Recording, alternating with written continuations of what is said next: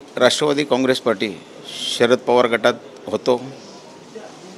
गेल्या 2017 साली सुद्धा ठाणे महानगरपालिकेच्या सार्वत्रिक निवडणुकीमध्ये मी भरघोस मताने निवडून आलो होतो।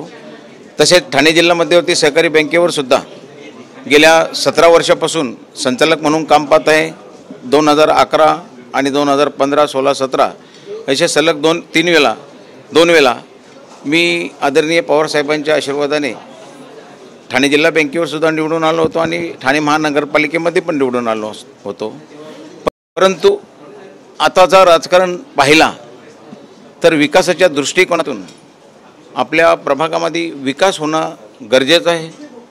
म्हणून आदरणीय दूरदृष्टीचे नेते आदरणीय एकनाथजी शिंदे साहेब, उपमुख्यमंत्री महाराष्ट्र राज्य यांचा विकासाचा जो कार्यक्रम चालू आहे आणि आदरणीय श्रीकांतजी शिंदे यांनी जो कल्याण लोकसभे क्षेत्रामध्ये केलेला विकास हे पाहता मला सुद्धा माझ्या प्रभागामध्ये किंवा परिसरामध्ये चांगल्या प्रतीचा विकास जर करायचा असेल तर कुठेतरी कालाप्रमाणे बदलणं गरजेचं होतं।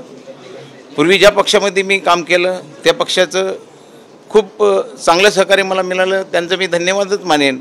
परंतु कालाप्रमाणे बदलणं गरजेचं असल्याकारणानं आणि विकासासाठी आणि जनतेचं जे मी पाहिलं 3-4 महिन्यापासून की कितीतरी माझ्या नागरिकांनी, माझ्या कार्यकर्त्यांनी आग्रह केला की आपला प्रभागाचा विकास करायचा असेल तर माननीय शिंदेसाहेब, आदरणीय श्रीकांत शिंदेसाहेब खासदार यांच्या साथ काम करणं गरजेचं होतं। आणि मी म्हणून शिंदेसाहेबांनी सुद्धा मला मोठ्या मनाने आमंत्रित केलं आणि मी आज शिवसेना शिंदे गटामध्ये सामील झालेलो आहोत।